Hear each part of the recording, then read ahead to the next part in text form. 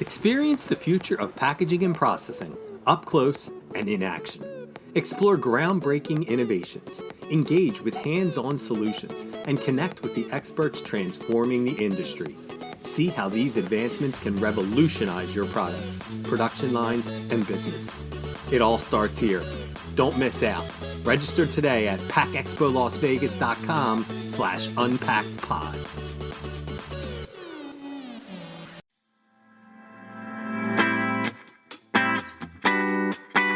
You're listening to Unpacked with PMMI, where we share the latest packaging and processing industry insights, research, and innovations to help you advance your business. Hi, and welcome to another edition of Unpacked with PMMI. I'm your host, Sean Riley. On this episode of Unpacked, we dive into the remarkable journey of Kim Kizer in the packaging industry. Kim's story is a testament to the power of hard work, determination, and breaking through barriers. In a candid conversation, we'll explore her path from a temp worker all the way to vice president at CCL Containers, defying expectations and embracing leadership in a traditionally male-dominated field. Let's have a listen.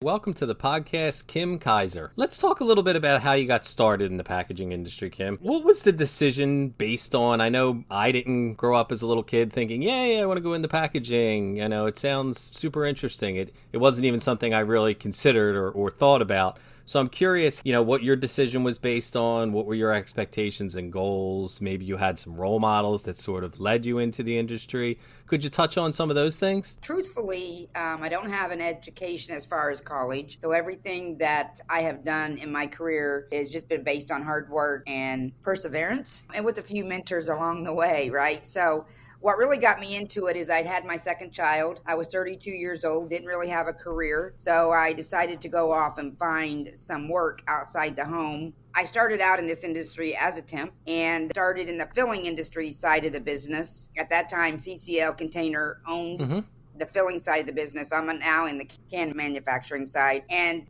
I mean, it's a lot of perseverance. I wanted to be self-sufficient. I didn't want to have to depend on somebody else to take care of me or my children. So that was really what really pushed me forward to do something with my life, if you will. And I basically have climbed the ladder slowly over the last 30 years. I like to mentor people. I like to be that person. I don't necessarily think you have to have an education to get into leadership roles. I just think you have to have the drive to do it.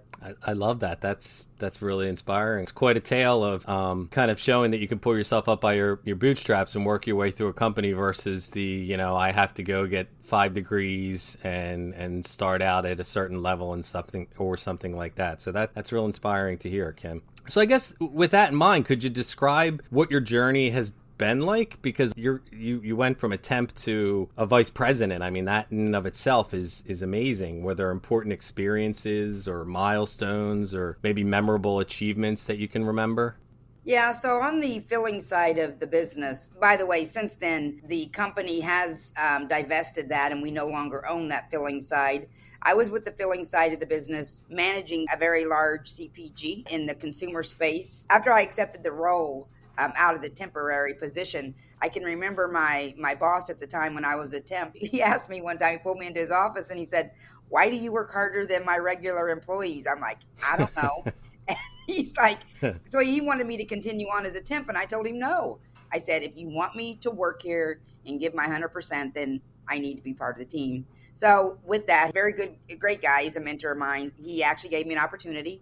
I started out in purchasing, and then I went from purchasing into a customer service role. And then there was about 8 to 10 years of that. And then once we divested that division of the company, they offered me an opportunity in a sales position on the container side of the business. And again, that's aluminum aerosol cans. So they gave me an opportunity. I come in as a junior sales rep. I've been doing this now about 20 years. And about 7 years ago, they offered me the vice president's job. And I think the difference for me is, I know some people say this, and I know it sounds like a cliche, but if you find something that you really like to do, it's not a job. And that's how I always always was. It was never really, I mean, the first couple of years it was, because I was juggling a family. I had a young family, a husband, and trying to figure out where I'm going in my career. But it's not a job to me. It's something that I enjoy doing. I'm 61 years old. I still enjoy it. I expect I'll be here for quite some time, as long as they'll have me. And a lot of great mentors along the way. I've probably had 2 or 3 that stick out in my mind. I couldn't have done it without them. I had a mentor in purchasing. The guy that gave me the opportunity in the very beginning, he was a great one. Then I had one in customer service. And then I did have one when I decided to go into sales. And my greatest mentor was the VP of sales that hired me into this container side of the business. He's the best. I try to emulate him. He was really, really very good. He has since retired. But yeah, that's my journey. And, I'm hoping that I can bring up the next generation. I don't want to work as hard as I did when I was 30. Yeah, who does? So with that in mind, as a successful, packing executive, what is your secret to success? And I feel like I know what the answer is going to be, but I'd like to hear you say it. It really is just, it's a lot of hard work. It's a lot of dedication. What I have found is, you got to work hard when you first come into a role. You got to show that you will go the extra mile. You got to do those things. And it's hard work. I mean, there's no other way to put it. And just always being there and doing all the things that nobody else wants to do in the beginning, but you get recognized for it, or at least I have. And I think other people in the packaging industry have also been recognized as well. Some of my other colleagues, but in other industries, we're fairly close-knit industry. And I think there's a lot of opportunities in packaging if you want to do that. Yeah, I would agree. And I would agree on it being a close-knit industry. But one thing that also stands out, and it shouldn't, but it does because of just the way manufacturing is in general, is you are a woman, you're a female, and it's not always the most welcoming of industries. Or maybe, I think it is, but I think it's not necessarily, people don't portray it that way. So people think it's, I'm going to be working in a greasy old factory type environment. So packaging and processing, for that matter, kind of get lost in as a place where women can come in and really make their mark. So what do you think are some of the qualifications and the abilities necessary for a woman to have to sort of stand out and be successful in the packaging industry? Well, I think the biggest thing is you got to have a lot of confidence, regardless of what your knowledge is of the industry. I always say you fake it till you make it. That's what I often tell a lot of the guys that work for me.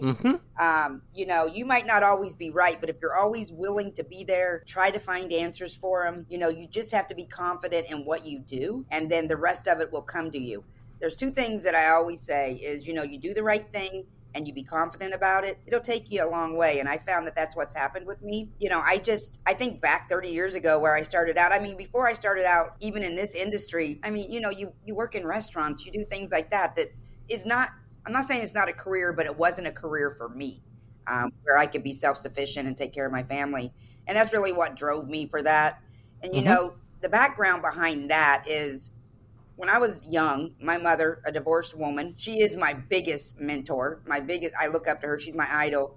She, she had 4 children. We were on welfare. We lived in public housing, the whole 9 yards. And she pulled herself up out of it. She went on to be an executive at Pfizer's, and the rest is history. And so I tried to make her very proud, and she's still with us today. So that's good. So she has been able to see my successes. That's awesome. That's great to hear. So you're now a successful woman in packaging. So what are some words of wisdom that you would share with women who see themselves potentially being a leader or in a leadership position of a packaging company like you?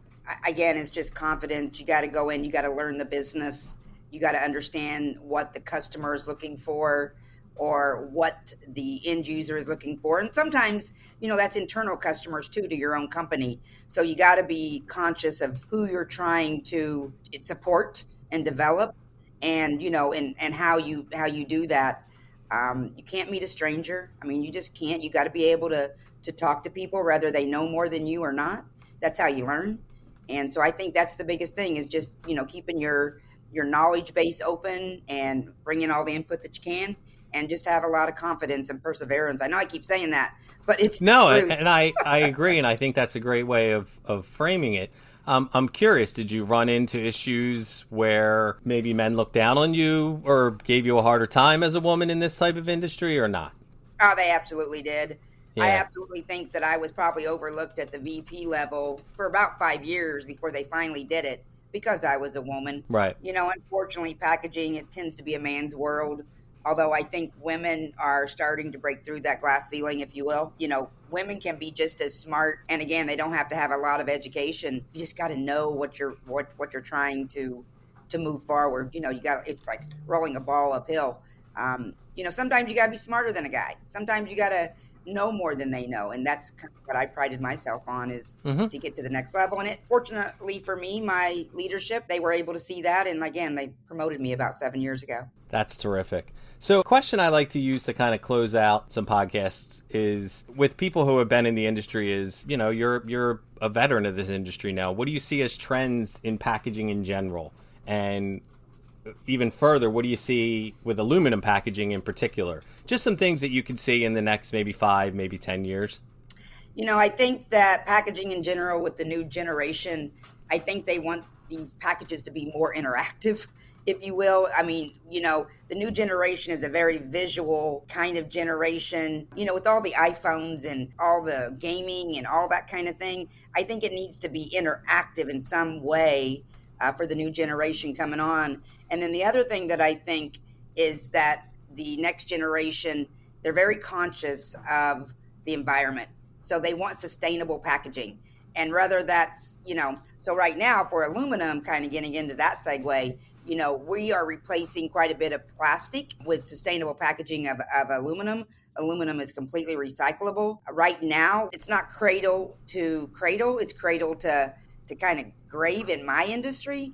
But 90% of the aluminum that's ever been manufactured is recycled into a different portion. And let me kind of give you an example. The aerosol cans that we manufacture today are an aluminum water bottle that it goes back into appliances, it goes back into cars, it goes back into those kind of things. Okay. So there is a recyclable stream for that. It may not come back into aluminum cans, although we're trying to get there. There's a few hurdles to get there, but it is recyclable, and that's what I think the new generation is looking for. That's awesome. Yeah, I would agree that is the top topic is sustainability. We really can't have one of these podcasts where it doesn't come up, or do a story in a magazine where it doesn't come up, because it is the sort of the 1A issue right now. Right. Well, with that one, I just want to thank you so much, Kim, for taking time out of your day to come on here and really share your story with us. I think it's going to be pretty inspirational for a lot of people. I appreciate it. I always like to put the message out there and try to help those who think they can't.